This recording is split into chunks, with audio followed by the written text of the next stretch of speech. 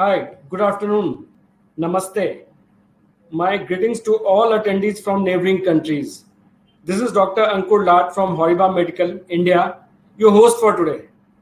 I welcome you all to our unique initiative, Horiba Knowledge Series Beyond Boundaries, which has been exclusively designed for SAARC countries and with focus on latest trends and innovations in hematology. Today's topic is utility of flax in hematology analyzer.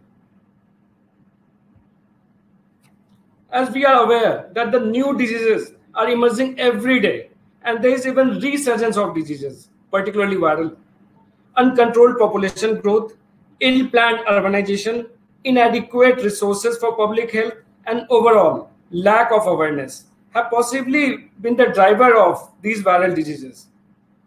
Though spread by different subspecies of vector insects, malaria and dengue are frequently found to be coexistent in economically challenged endemic areas of developing countries. Detection of dengue and malaria still remains a big challenge.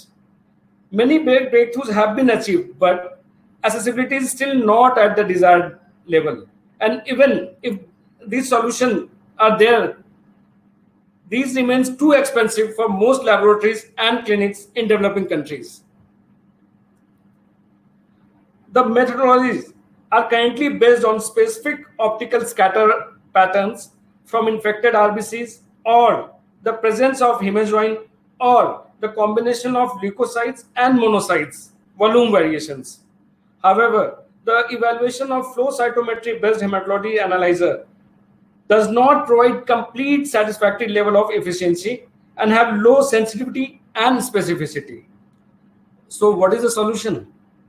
In our mid-segment analyzer, Umigen H550, which will be discussed in detail, the infectious flagging is based on innovative and contemporary computer machine learning technique and is based on thousands of measurement data and parameters. And it considers a composite of all such measured parameters.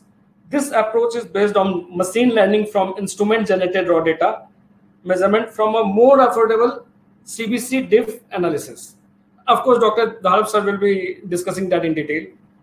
As no development or enhancement is complete without scientific base, the clinical performance have been assessed through on-site validation studies performed on vivax, falciparum, and dengue. Here, let me bring this fact to your notice that the Horiba Medical has done successful evaluation of 1420 samples on Umigen H550 for dengue and malaria, and the same has been published in prestigious BMC Malaria Journal titled Performance Evaluation of Machine Learning Based Infectious Screening Flags on Horiba Medical Umigen H550 Hematology Analyzer for Vivax, Malaria and Dengue Fever. We will be sending you this article. The article will be attached for your kind reference with the mail, which also contains PPT of today's webinar. Here we have a mid-segment analyzer Umigen H550. Please note, I'm talking about mid-range, not high-range, which comes with separate flags for Vivax and falciparum along with dengue flag. That can be useful for screening of these infections in low-resourced endemic areas and thus facilitating further diagnosis testing in a cost-effective manner, of course, which is the need of the today. And this machine also comes with additional parameters like corrected WBC count and NLR, which is mandatory in the current situation. You must have seen the importance of NLR in the COVID pandemic.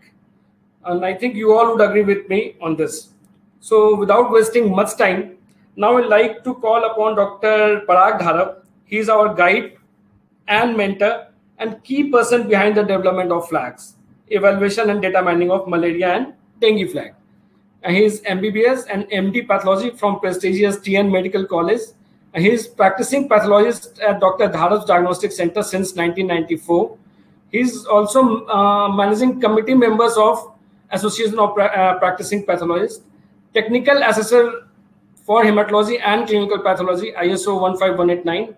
He has got wide experience of laboratory management, instrumentation, hematology analysis, and quality assurance in pathology. And as I already said, he is the main contributor behind the development of flags.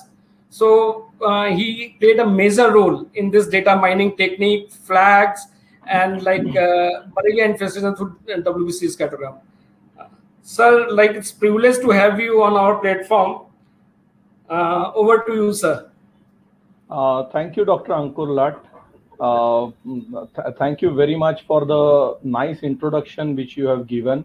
And I would also like to thank Horiba India for giving me this opportunity to share my experience regarding the evolution of flags and development of flags, as well as development of malaria and dengue flag in hematology analyzer Umicin 550. I had been working with Horiba India for last few years on developing these infectious screening flags. Are you hearing me out, Ankur? Yes, sir. Yes, sir. Please go ahead, sir. Okay. Yeah. Okay. Thank you. I was involved in this entire project as a principal investigator. I'm basically a consultant pathologist working in Mumbai in a private setup of my own. So Horiba India gave me this specific opportunity for flag evaluation, and I would like to share my experience regarding the same. Although flags or alarms is very vast subject, in today's discussion and today's presentation, I will be putting forward the specific features belonging to specific Umicin HYH550. So around 3-4 years ago, when I presented my research study for ethics committee approval with the independent ethics committee in Mumbai, the first question which was asked to me is, what is flag or alarm? The entire committee had only a single pathologist, that too from institution. So exposure to lab medicine as well as lab equipment was very less. But there I realized that most of the people, even in practicing pathology or practicing lab medicine, they don't have exact understanding of this, what is flag meant by. Flag is nothing but a visual signage to draw attention. Especially with automated lab equipment, flag is a sign or message generated to draw users' attention towards possibility of some kind of abnormality or even error. They are essential for the functioning of the lab, of the laboratory instrument, as well as in the result generation and validation of that result. It is more or less like a traffic signal or traffic signs, which are most commonly ignored by many of the users, exposing themselves to a major risk. So when do we get flag messages? In hematology analyzers, even in pre-differential analyzer era, there were certain signs or flags which were there. They were more related to regarding the crossing of the normal limits. Flags or alarms, these are the messages which are result from a sophisticated fully differential analysis system, which indicates quantitative or qualitative abnormalities. What does it do? If you have a proper understanding why the flag has got generated or elicited, then it can improve the lab time versus cost efficiency by dramatically reducing the need to perform a manual differential count, as well as it guides the user or the microscopist to look for specific pathology by virtue of the flags which are generated. All over the world, looking at these flags, the manual microscopic review of the hematology slides has come down and has been reported to 11% up to 50%, depending upon which area the laboratory is catering to. Of course, in cases where malignant therapeutic management is occurring for malignancy, especially hematological malignancy, the rate was seen to be higher. So this manual microscopy will then play a critical role to record a noteworthy morphological features and confirm the presence of abnormal cell population. So in a way, it guides the microscopist or a pathologist to help to validate and cut down the timing required for a turnaround time. So what are these flags on hematology analyzers? Broadly, these flags or alarms are classified into 5 different types. Some are manufactured fixed based on the manufactured fixed settings, like normal parameter limits also. In many of the analyzers, age and gender-based limits can be adjusted by the user themselves. One can put critical decision levels or the panic ranges beyond which there will be an alarm which will be set or a flag which will be set off, and looking at the result, the user can come to understanding the need for doing manual microscopy. Then there are flags linked to an abnormal morphology in the blood cell population. Especially, these are called as the suspect flags or the pathology flags. These are based on 11E matrix flags as well as WBC, RBC, and platelet histogram. I call them a non-numerical representation of cell population data. So this cell population data for individual WBCs or RBCs, which is available with the high-end equipment with a specific numerical value, one can look at the histograms as well as the matrices and find out how the cell distribution has occurred. So in general, it gives you an idea about the cell population data. Then there are flags or alarms which are related to analyzer per se. They indicate the fluidic, mechanical, or technological issues. There could be cell counting imbalances, and usually they denote that this specific result which has been produced by the instrument or generated by the instrument, they need to be rejected or not validated, not issued to the patient.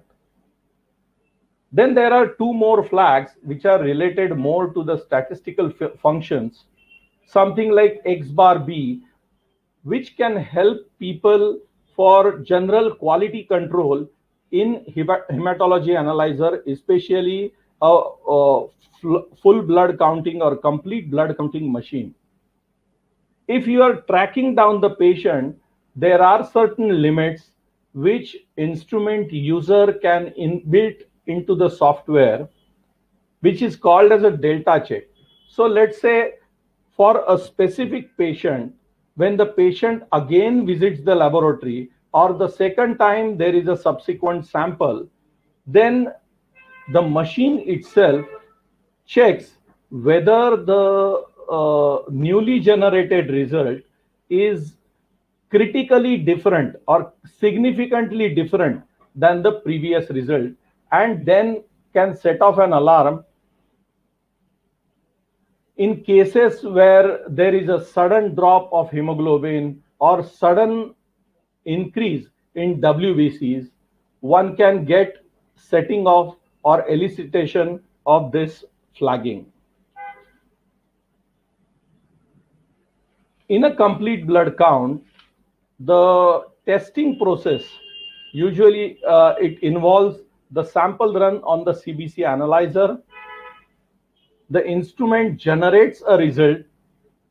One needs to look at the CBC data manually and look whether there are any presence of flags or not. If there are no flags whatsoever, then that result can go on for final authentication or validation. For ISO 15189, this is a part of auto verification. But if there are flags present, then there is a need of performing a manual blood smear review and confirming if there are any suspect or pathological abnormalities. This fact was acknowledged by International Committee of Standardization in Hematology, that is ICSH, and they had a consensus group to decide which parameters should be taken into consideration, and including all these suspect flags as well as the results which are crossing the normal limits, either too high or too low. They have come out with 41 parameters, and this has happened in 2004-2005. But even after now 15 years of the journey, people are still looking only at the instrument generated results, which can get highly affected by the pre-analytical issues rather than the analytical issues, as well as because of this, people can miss the real abnormality. So one should be looking at this CBC in a manner of this flowchart which I have presented in front of you. This gives much better control for the laboratory to work on each individual samples. So I'm going now straight away to Humizin H550 series. If you will see in the user manual, you will get all these alarms. Specifically, I would like to draw your attention to the second alarm, which is present in the general analyzer alarm. It is represented by a star. Now, in the beginning of this presentation, I said that analyzer alarm may indicate that there is some fluidic or mechanical error. If you see the RBC and platelet counting, WBC counting, as well as the hemoglobin measurement. Now in YH550, the entire reading cycle, it's a particle counter. So while measuring the particle, it takes 11 to 12 seconds of measurement cycle. All these this measurement cycle are further divided into time intervals of 1 second each, and the counts are compared in the consequent measurements which are occurring across all these 11 cycles. For hemoglobin, it is split into two parts of 6 seconds each, and even for hemoglobin, whether the previous value is matching with the next value or not, that is measured. If there is a discrepancy found between two consecutive samples, which is usually to the tune of 20 to 25% variance from the previous sample, then this flag gets generated. We all know right from the beginning during our MBBS days, we have learned that Newer chamber having equitable distribution is the major issue. Same way for hematology analyzers, when you are dealing in volumes such as 10 microliters, 12 microliters, or 25 microliters, they are further aliquoted to during the process of analysis for WBC or RBC platelet counting. They go to the quantification of 2 or 3 microliters. If the cells or the particles within them are not equitably distributed, then the counts which are going to be performed are going to be either falsely high or falsely low. In YH550, monitoring the entire 11 or 10-second cycle and comparing 1 second interval with subsequent interval gives much better control as well as sensitivity to this machine. There are other general flags where out of linearity range, for example, if the hemoglobin is more than 16 or 17, based on whatever manufacturer or the user had set as a cutoff level, it can flag off the limits. But out of linearity means when it is out of linearity, measurement linearity range of that equipment, then also it tells you that it is going beyond the range and you need to dilute the sample further. Now, this is a case which I have taken recently, 2-3 days ago. I had this specific patient. I also have a Pentra XL80 with me. Pentra is the older model or older instrument which Horiba was producing or it's still producing. If you observe in this CBC result, you will see obviously in the RBC histogram a dual peak. Now, if you observe on the right hand side, in the suspect pathology, what you are getting is microcytosis, hypochromia, anisocytosis, but it is not mentioning anything specific regarding the dual population. The morphological flags, if you will see, they just give some alphabets like LL, LL1, LIC, MIC, out of which one can recognize MIC must be regarding the microcytosis, but many of them, they don't know what is LL or LL1. Actually, what it means is towards the left of lymphocyte. If you observe in the LMNE matrix, on the left of lymphocyte, there is a sizable population of certain scatter events which can be observed in this. Now, in YH550, you will see that the alarm goes as RBC double population. So here the alarm becomes much more explicit and it indicates the abnormality that there is an existence of double population of red blood cells. In this current sample, I called up the patient. It was a 57-year-old male coming with gastric bleeding complaint. We dig a little deeper and patient gave the history that there was it was a case of blood transfusion. Pat came the question when actually that was a leading question which I asked. I had asked him whether you have undergone any blood transfusion recently. The patient was totally surprised and he said, yes, how could you make out?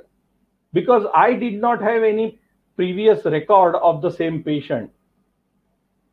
Patient was bleeding, his hemoglobin had dropped down to 5 gram%, and now with blood transfusions, it was raised up. Now, even in private practice, this creates a lot of confidence of the patient in the laboratory. And I have always found that this kind of communication makes our life easy.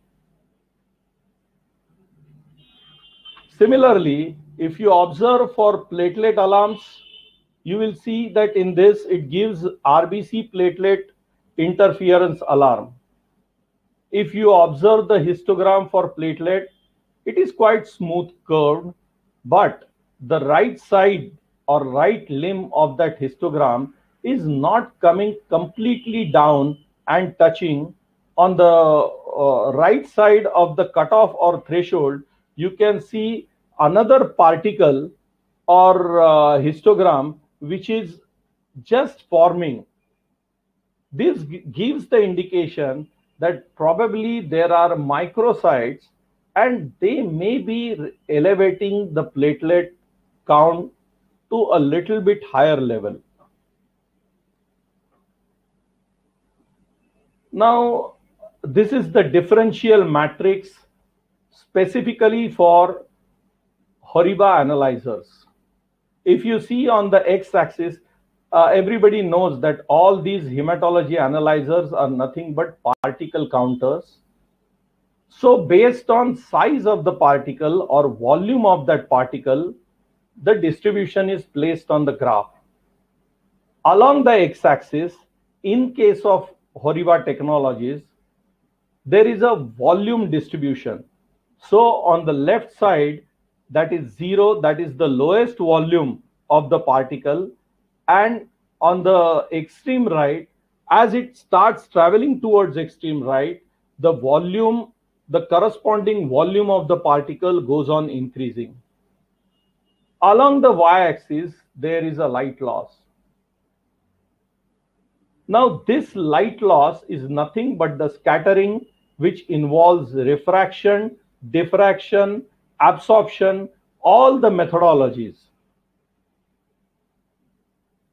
From 0 to the topmost line, the light loss is progressively increasing.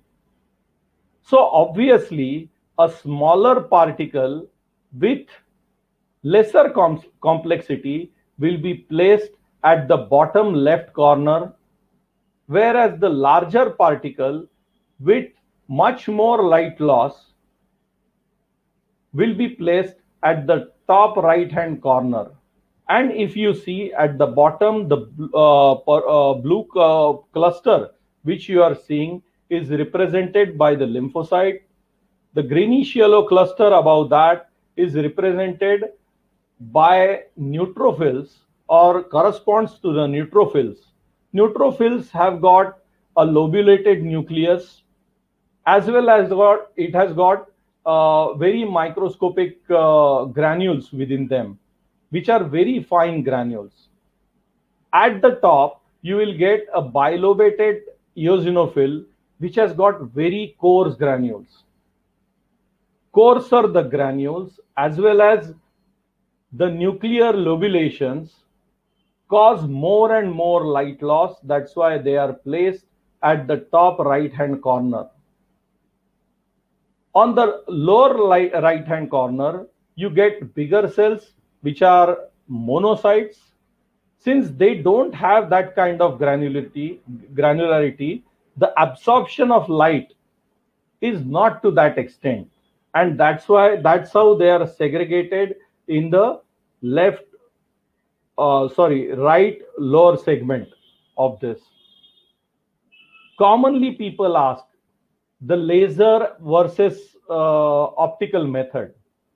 Now understand, when it comes to differential counting for WBCs, practically it does not matter to much extent.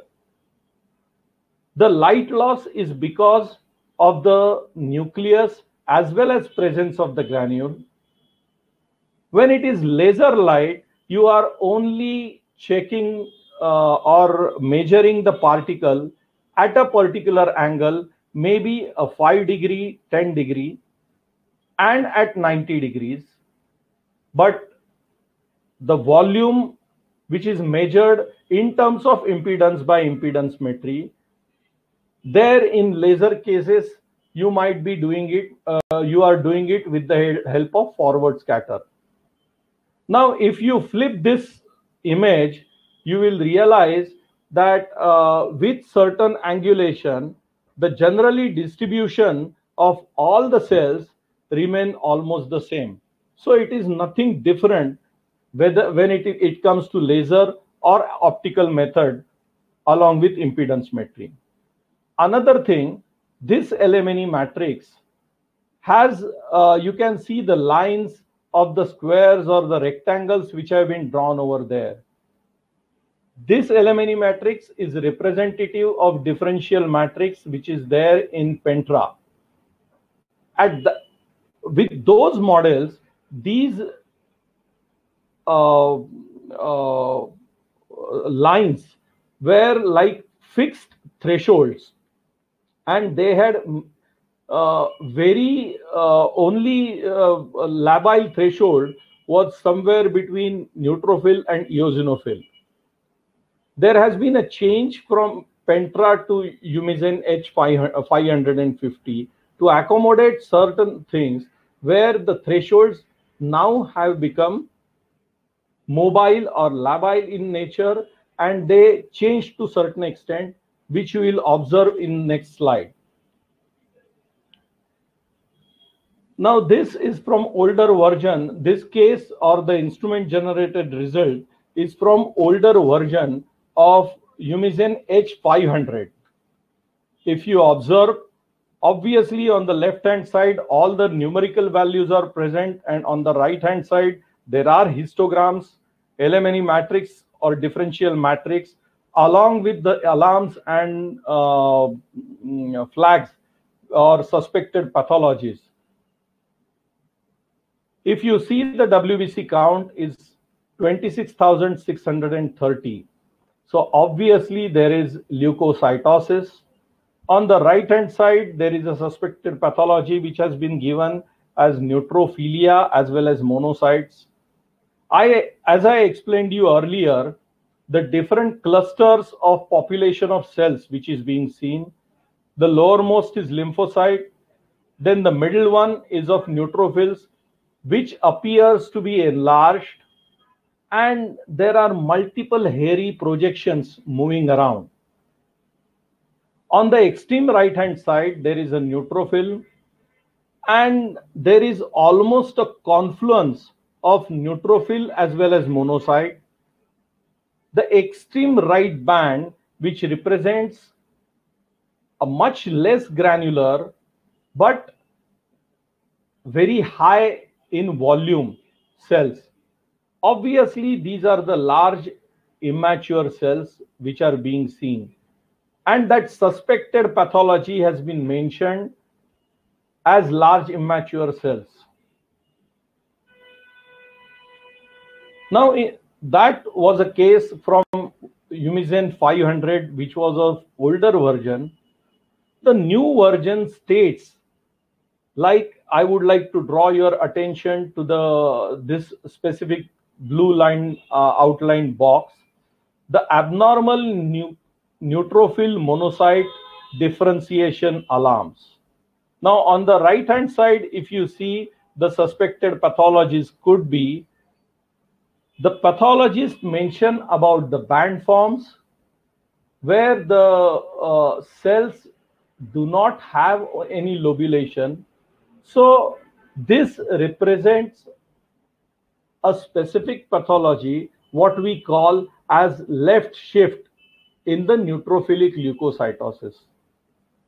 Somewhat similar picture is also observed in cases of acute kidney injury with in case of chronic kidney disease, where there is degranulation of neutrophils which is occurring, and that's how the neutrophil monocyte region, it is very difficult for the instrument per se to set a cutoff or a differentiating value between the two populations. But this kind of explicit message gives a direct warning or of the help to the microscopist. It can guide the microscopist to look into specific region even under the microscope, instead of just giving flags like LL, BL, GL, those kind of abbreviations.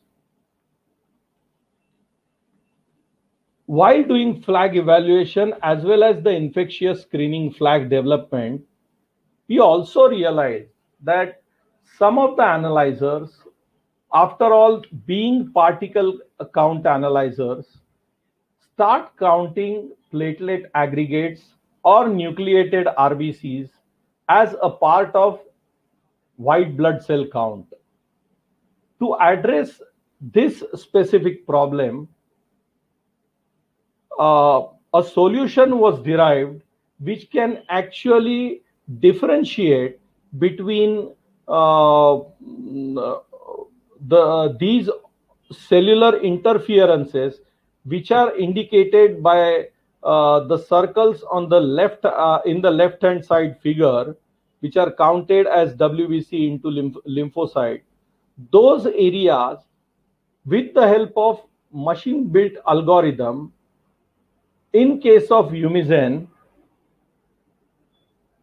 the machine itself could segregate or separate out these counts, nullifying the need for the users to actually count or try and assess it microscopically and remove them from the WBC count.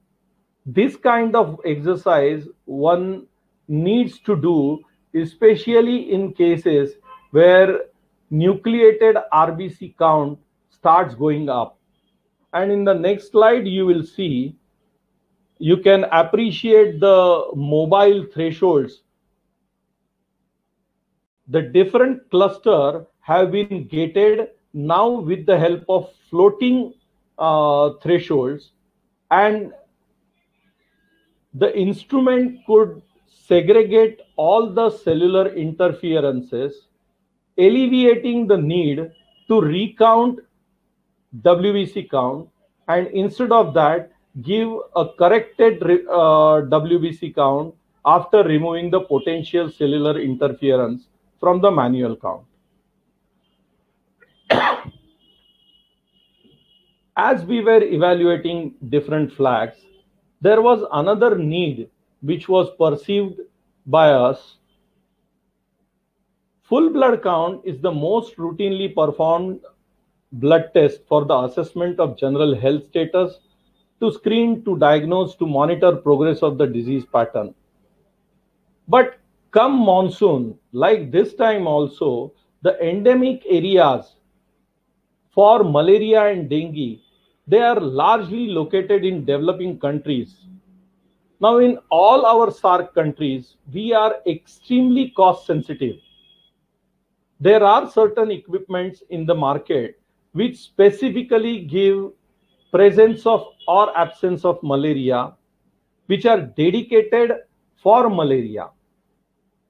Or there are instruments where one needs to use specific reagent, especially the RNA staining reagent, which increase the cost. After being extremely cost sensitive, it becomes very difficult to reach in the remote areas with this sort of instrument. So we thought about it, whether we can develop some kind of flagging which can be employed in low or mid-range analyzers possessing non-laser technology, because obviously the laser technology requires specific RNA staining dyes, thereby increasing the cost per test. We thought that even when we are running a single sample of CBC, there is, with the single sample, the data which the instrument is collecting inside runs in hundreds to tens of thousands of variables. We thought whether we can utilize this in development of infectious screening. In cases of febrile illness, especially related to monsoon, for that matter, even in places like Mumbai, malaria can be seen across all 12 months and all the seasons. For ages, the microscopic diagnosis has remained the gold standard. But the problem is it is very time consuming as one has to go through the thick as well as thin blood smears. It is very labor intensive, and one requires a specific skill set to pick up malaria. In three-part differential WBC histogram, abnormal peaks which are related to L1 flag in the Micros 60 of HORIBA analyzer, which is a three-part differential. An abnormal peak could be detected, especially with schizoid population of P. vivax.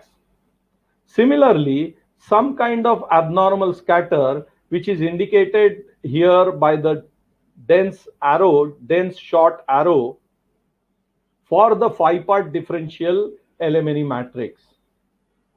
Considering these features or these pickup points, it was hypothesized whether the data may have potential, data which is collected from a single sample run, whether it can have a potential to build an automated classifier algorithm with the help of machine learning methods by using software algorithm. Because when you are using a software algorithm, there is no need of using any extra RNA binding dyes or any extra technology. So what was thought was artificial intelligence. Remember, all living organisms, they have a feedback mechanism which is working. So there is a sensory arm, there is a processing unit, and then there is a reactionary or motor arm for this feedback loop. Similarly, there is another thing which is required for any living being to thrive in this environment, that is recognizing patterns. Understand, even the alphabets are the patterns we learn to recognize it. The pattern of heated metal emitting red color or yellow color or white color, it gives us the indication that this specific metal surface is very hot. Because of our innate ability, we are in a position to recognize pattern. Artificial intelligence mimics human intelligence, and that's why recognizing a specific pattern becomes an important and integral part of in any artificial intelligence. Sorry. So what we thought, that with the help of this artificial intelligence, the machines observe the environment and learn to distinguish patterns of specific interest from their background and make a reasonable and sound decision about the patterns. On the left hand side, there are two diagrams which have been put in front of you to explain it. On the left hand side, there is a data which needs to be fed to the machine which is learning it. Now this machine is a computerized program. I am not talking about the instrument per se. The instrument will give the data. One needs to label that data as a malaria positive, dengue positive, or whatever pattern of interest you are looking at. That data is split into two sets. One is a training set and the other is considered as the testing set. With the help of computer program, you work out a specific algorithm which can then be used for developing the pattern, and that pattern or the program which has been developed from out of this extraction will be then tested to predict or give a prediction whether this sample is positive or negative for a specific pattern. Understand, this labeled data is fed to the feature extractor program. That program extracts certain variables. There is nothing manual about it. It's all computerized program.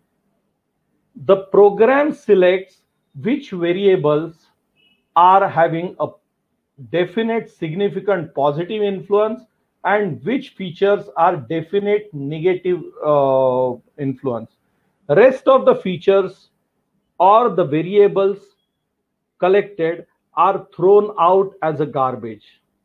From this, now whatever remaining variables or features are there, a machine learning algorithm is built, and that machine learning algorithm is implemented to predict whether this sample is having a positivity or a negativity.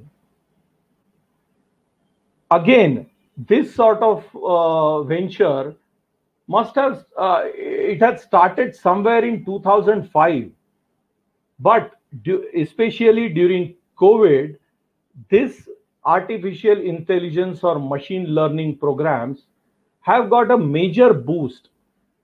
If one remembers, during the first wave of COVID, only CBC was also the results of the CBC were used to predict whether a person can have COVID or whether it will have a mild form of COVID, moderate or severe form of COVID.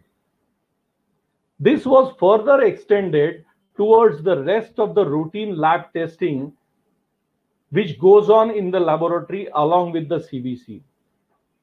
Now understand, the data which I am talking about is not just the parameter which you see on your result sheet, like hemoglobin, MCV, MCH, MCHC, RBC, MCV, those kind of things. It goes much beyond that. And what is it? When a CBC is being measured or analyzed, there are multiple counts in tens of thousands which are taking place inside the instrument. Then there are histograms which are being built out of the data which is collected while counting, including the light loss as well as the volume measurement.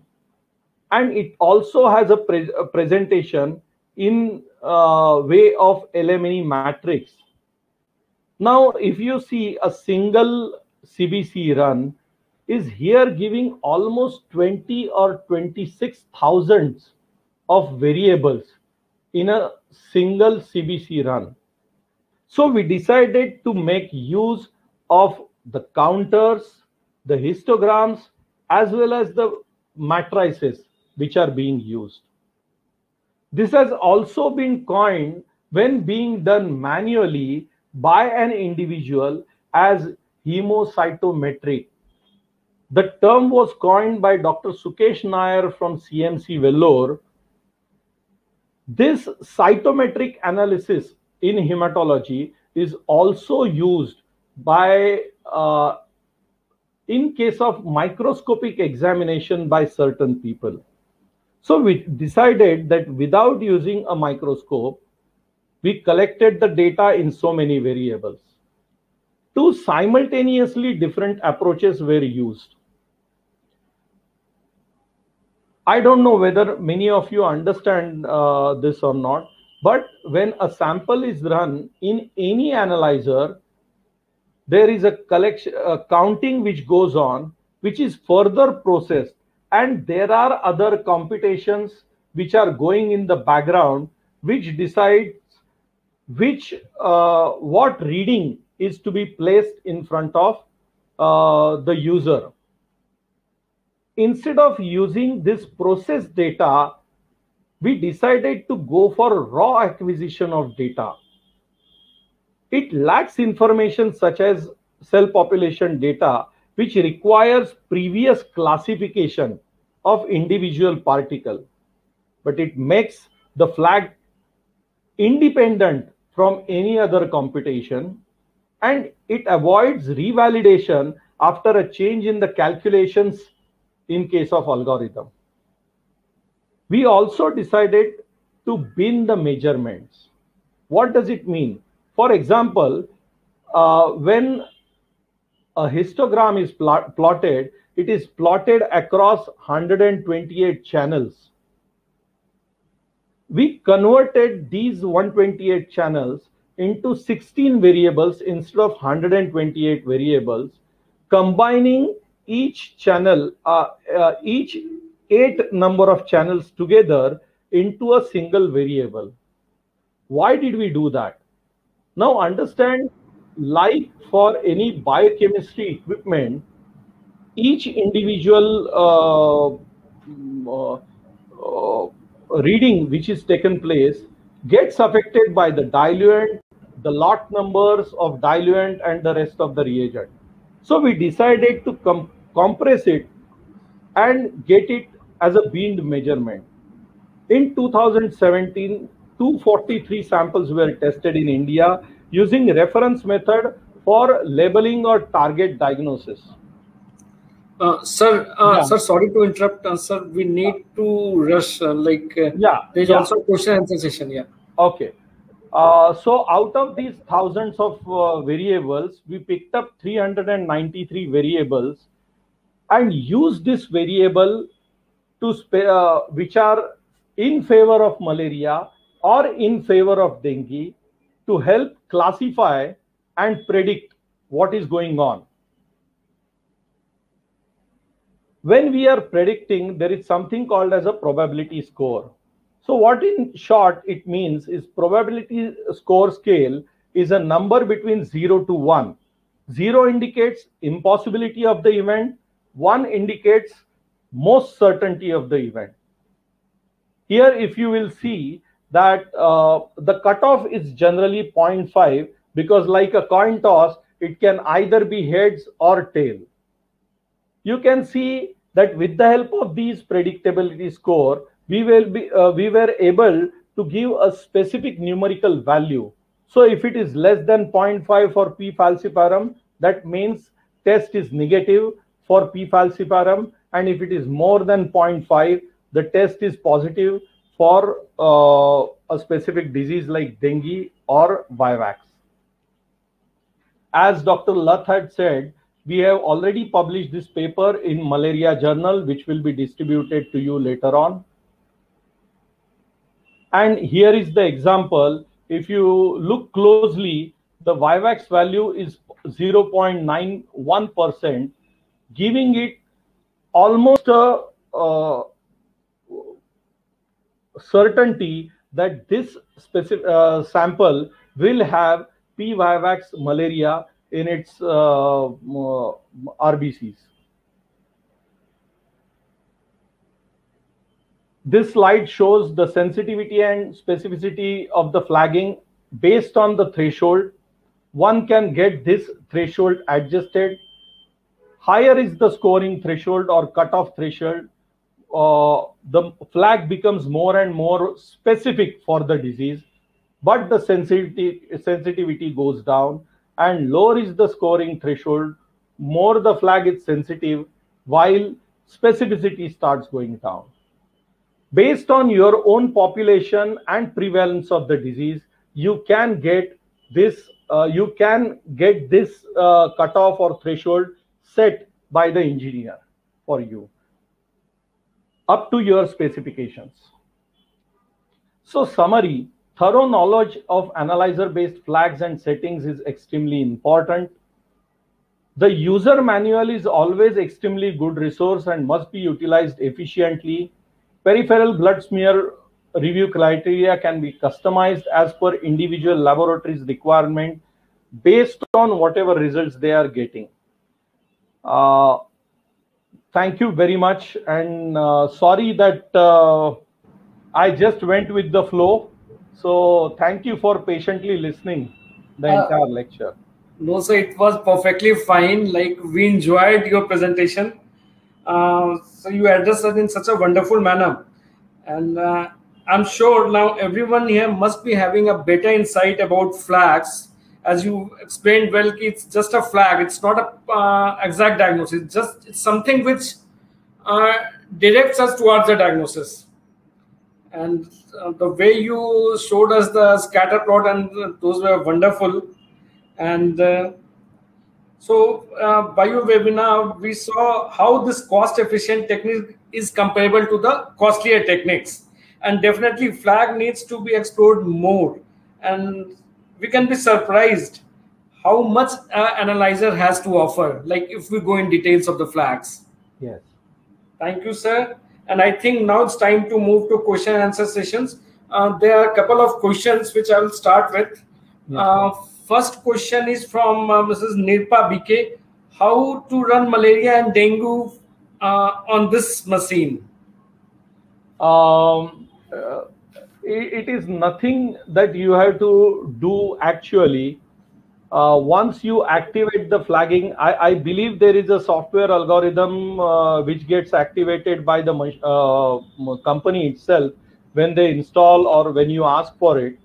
And yes, it is just with the flow with CBC, whatever you are running in the CBC, the instrument generated result itself will give you a predictability score on the right hand of the result, which will say that for Vivax the score is this much, along with the nucleus neutrophil lymphocyte ratio.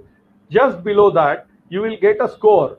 So accordingly you can work out whether it is strongly suspicious of a disease or not. So there is nothing else to be done. Everything is internal. Very true, sir. Basically, it's nothing like you can just ask your service engineer. It's just a software update, so it won't be a problem. And I will answer one question from Mohammed, Mr. Jarul Islam.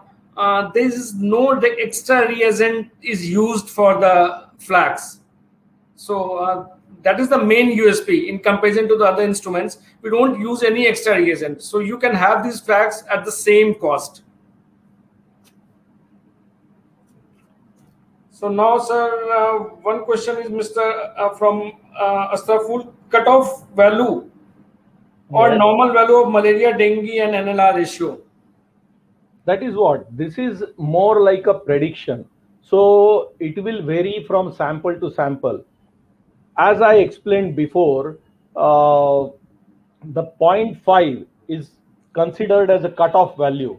Anything more than 0.5 reaching up to 1 provides or yields more and more certainty to what you are getting. For example, with a cutoff of 0.55, it's just over the border if the score is 0.55. But if the score given is 0.9, it is almost certain that this sample will be harboring malaria infection, or for that matter, a dengue infection.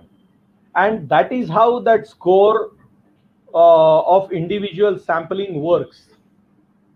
Very true, sir. Now, sir, one question is from Mr.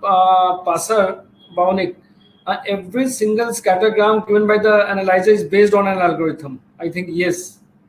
Yes, that is what specifically I was saying, that all the raw data which is collected, it gets computed to be presented as histogram or LMNE matrix or any matrix for that matter. So there is a processing on that rawly acquired data, and then there is a presentation which is occurring in front of you. Very true, sir. And sir, one question is coming to my mind. Like I'm sure many audience will be thinking the same. Like we know there is a structural change in the malaria. Yes. So machine can pick those RBC and all. Sir, but what about dengue? There is no structural change. So, sir, what is the logic or rationale behind this algorithm? Yes. So that's a very good question and relevant question which you have asked. As I have explained during the presentation, see, the main features which are being observed for the dengue is lowering of the platelet. Like some of the people have even shared that high fluorescent cell count is related to dengue. But high fluorescent cell count is also related, it is more related to virusides or activated or monocytoid lymphocytes. Now, what happened was when we were processing the data for malaria, since malaria and dengue coexist in the endemic areas, we also were having a data regarding labeled data regarding which samples are dengue positive samples. So we decided to run it through the computer algorithm which extract the feature. Now understand, out of these 1000 variables, it picked up 393 variables which were further concised into 131 variables. Some variables or values were important for malaria, either having a positive effect or a negative effect. Now, if you ask me, these feature extractions occurred with the help of computerized algorithm. So it is not possible for individual to say this point, this point, this point from LMNE matrix is relevant to only dengue. When the machine is internally considering these points, it is not necessarily giving you an inclination that let's say which cells are getting affected in it. It talks about the LMNE matrix and histograms and rest of the things. It could be just movement of RBC from point A to point B, or movement of WBC from the entry into the cytometer to the exit of the cytometer. Likewise, there are thousands of counts being done or being taken in the cell counter. So it is very difficult to say specifically, but yes, it will be related to activated lymphocyte. It could be the confluence of lymphocyte and monocyte region, the atypical lymphocytes which we are seeing. Likewise, there could be platelets which have got extracted as a variable. And remember, like a definite positive feature, a definite negative feature also gets picked up to decide yes and no at the level of individual node, which is called as splitting up of the node. So it is very difficult to say that 1, 2, enlist 1, 2, 3, 4. There are 393 variables. Thank you, sir. I got my answer. Very well explained. Yeah. And one question is related to this only. An RBC may give false positive malaria flag, or if like even sickle cell is present. See, specifically, again, as I told you, it depends on the predictable scoring. While we were testing this algorithm, we had a focus on infectious diseases. So all the febrile illnesses patient, as you had mentioned in before, 1,420 patients as walk-ins were tested. They were also labeled by microscopy and antigen for malaria, vivax and falciparum. We did not specifically check it for NRBCs. So statistically saying, could it happen? Yes, it could happen. It may happen, but we don't have any knowledge whether it has happened or not in case of NRBC or sickle cell. Very true, sir. Thank you, sir. Sir, there is one question: how NLR ratio can help patient or physician? Sir, if you allow me, I would like to answer this question. Please go ahead. Like in COVID times, NLR has turned to be a very useful parameter, especially in the prognosis of COVID-19. There are many articles which are in the circulation. You can go through these articles to get update about the NLR. And mostly NLR has been a very useful parameters also to distinguish bacterial and viral diseases. and it's used very frequently in the sepsis. So of course, it's an useful parameter. Thank you. So in short, if I can add, NLR or neutrophil to lymphocyte ratio going beyond 3.5 is considered as detrimental from prognostic point of view. It's bad. It indicates bad prognosis. But understand one thing: only a single parameter is not necessarily sufficient. Otherwise, there would not have been any need of doing LDH, D-dimers, and rest of the things.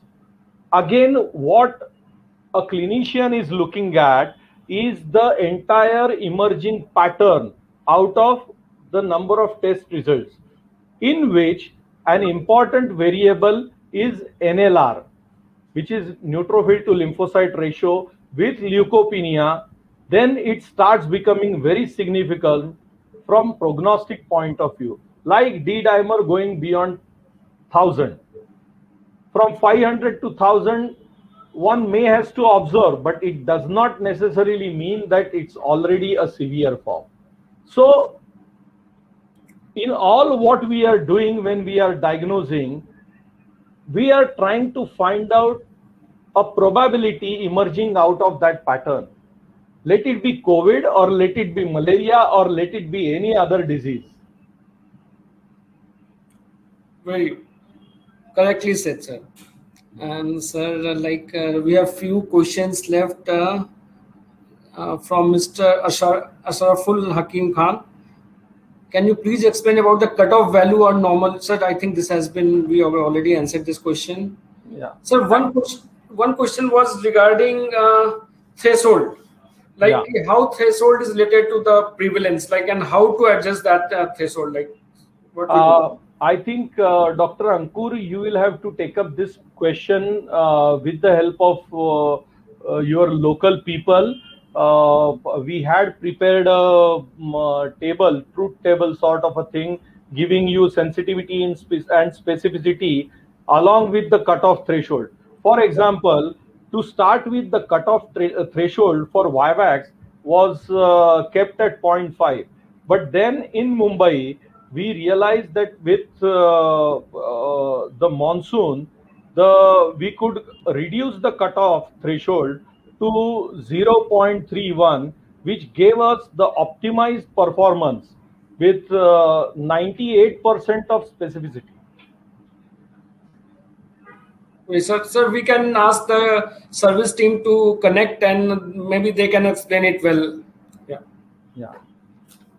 So in short, if there is a high prevalence of the disease, then what you are interested in is increasing the sensitivity. So then you can lower the cutoff to certain extent.